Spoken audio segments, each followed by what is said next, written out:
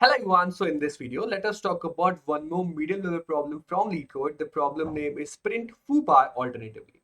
So the problem statement goes like this, that suppose you are given the following code.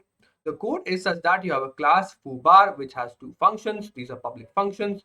Foo is actually print foo n times, and this bar is actually a function that will print bar n times. Now, the problem statement goes like this, that the same instance of FooBar will be passed to two different threads. Okay, so this is a problem of multi-threading. If you do not know the concept of multi-threading, don't worry, I will tell you very brief here, but I will eventually make a complete series on multi-threading on Golang, because that handles multi-threading much more efficiently, and we have a lot more you can say functions to handle in Golang. I cannot use Golang here, that's why I'm using C++ to find out alternative functions to the functions I actually want to solve this particular problem out. But I will eventually make a video series on multi-threading on Golang, so stay tuned on the channel. Let us focus on the problem as of now. So the same instance of foo bar will be passed to two different threads. Thread A will call foo, while thread B will call bar. Okay, so in simple terms, you can see that there are two threads. Okay, and each thread has one, like say, sole function, or so that like one thread A thread will call foo only, and the thread B will call bar. But now there will be some race condition that will happen. I'll tell you as we move to the explanation part. Now your actual logic that you want to write down is that you actually want to print foo bar n times, instead of like you have to manage the race condition somehow. Okay, that is the actual problem statement. Now if you print n equal to 1, you will print foo bar, n equal to 2, print foo bar, and like so on. So the problem statement is pretty much simple. In simple terms, you are actually understand, like let's take an example to understand this. Let's say that you have two threads. I will draw a thread like this. Okay, we have two threads, and thread A function is to just print foo n times. Okay, n is also given to you as an input. Okay, let's say n equal to 5, equal to 10, and so on. And this, like this thread has the sole functionality to print bar n times.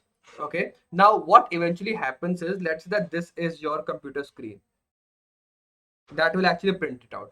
Now whoever, like whichever thread you can say is free, okay, can directly like go to the actual printing output screen and print whatever they actually want to do, because there is no single thread. Let's take an example that this thread reaches the output screen and print foo, then the next thread go and print bar. That is fine. But let's say again this bar thread becomes free, because these are happening very fast. So it can also happen that there's a race condition and it can again print bar, then it can again print bar, and then foo becomes free, it will become foo, and then it can print foo. The overall problem here is that there's some race condition that is happening. There's a race between these two threads to print on the actual screen, but they are not in order. Okay, that is causing the problem, because we want to print foo bar foo bar. We actually want that they should be printing in a like in a synced manner. First foo, then bar. So first this thread should print, then the other thread should print.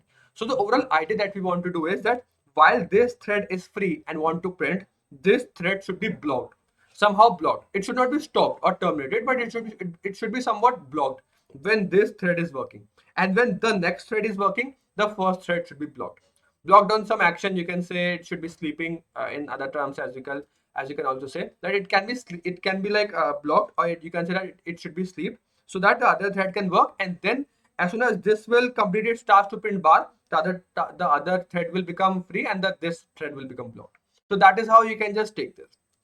Now there are multiple approaches to do actual this stuff, but the very simple approach is to do a lock on the actual output screen. Now you cannot just do a lock on it, so it's pretty much simple to take a variable on which you can take a lock, and depending upon the variable you can just print out the actual answer. Now how can you take a variable and put a lock on it?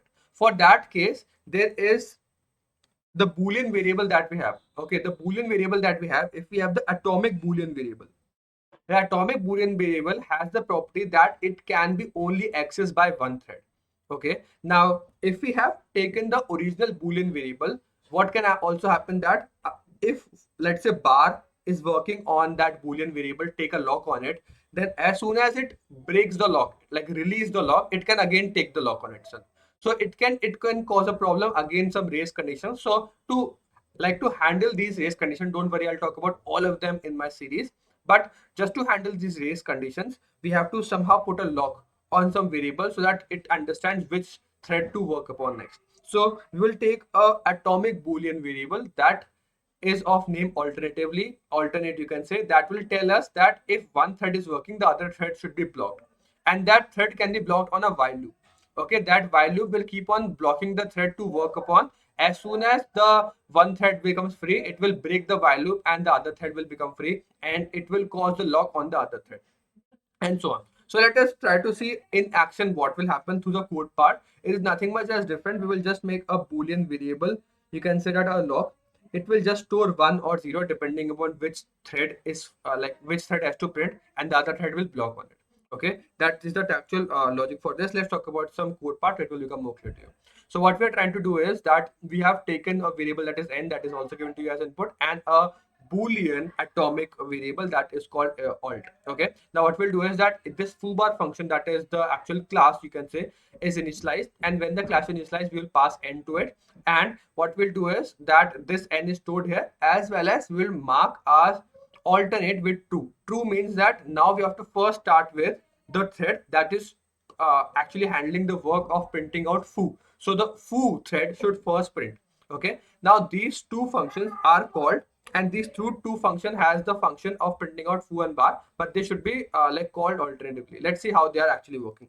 So what we are doing is that in this for loop, this for loop is used to print out like foo or bar, you can say, n times, but it should be blocked of printing out. So this is the print function that is used to print foo or bar.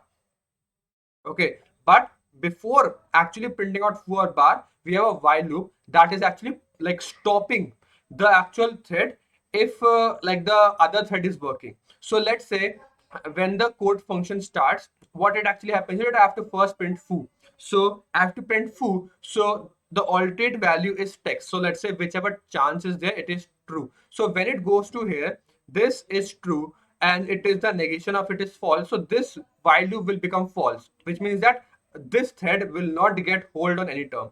While this thread that is of the bar thread, when comes here, alt is true. So alt is true, which means that this while loop will keep on going on, and this thread dot, like you can say, the yield, this actually, let's just stop the current thread. So whatever thread is actually coming here will get stopped. This is actual function of C++ that you can use. So this will actually stop the thread that is actually assigned to this. This will be stopped. And whereas the foo thread keeps on working, this will not get terminated, or like not terminated, sorry, not get stopped or slept at this particular while loop. It will directly go and print foo. As soon as it will reach this foo, it will print foo, and then it will like switch or like flip the alt to false. Now it become false. So now this foo thread will now, like say term, you can say, keep on sleeping, or let's say stop at this while loop, because it will become false. So false negation is true. So this while loop will keep on holding the thread of foo thread, whereas this will become you can say this become false. So this while loop will become false, whereas this thread that is holding on bar will become free, and thus it will print bar, and it will become bar, and then it will again flip the alt variable to true.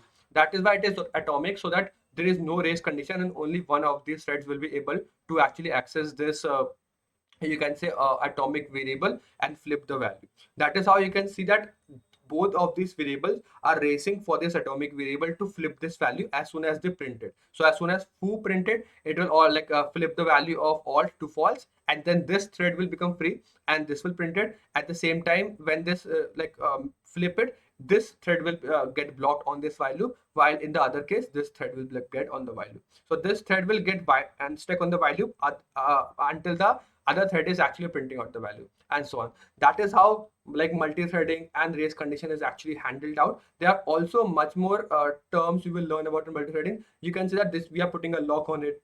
We are actually using mutex. You can also use mutex. So there are multiple more approaches we'll talk about in the other series actual, but that's the overall idea of understanding what multi-threading is and how we can block one thread and use the other thread to actually process the overall idea. That's the overall idea and the code part for this particular problem. If you still have any doubts, you can mention in the comment box for this particular video. I will see you in the next only coding, and bye.